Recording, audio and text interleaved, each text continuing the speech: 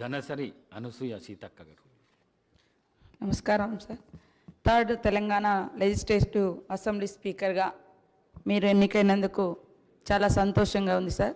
మీకు శుభాకాంక్షలను తెలియజేస్తూ మీ వ్యక్తిగత జీవితంలో కానీ రాజకీయ జీవితంలో కానీ ఎన్నో రకాల ఒడిదుడుకులను ఎదుర్కొని ఈ స్థాయికి రావడం మాలాంటి అణగారిన వర్గాల నుంచి వచ్చినటువంటి బిడ్డలకు మీ జీవితం కూడా ఆదర్శప్రాయం, స్ఫూర్తిదాయకం.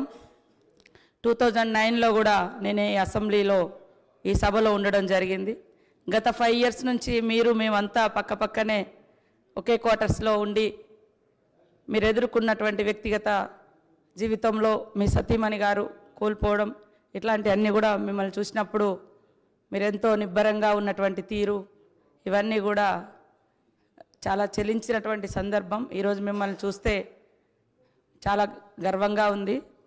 అదే కాకుండా ఒక అణగారిన వర్గాల నుంచి అంచబడ్డ వర్గాల నుంచి వచ్చినటువంటి బిడ్డలు ఎదగాలంటే ఎన్ని కష్టాలు ఉంటాయో తెలిసినటువంటి వ్యక్తులుగా మీ జీవితం మా అందరికి కూడా ఆదర్శప్రాయం.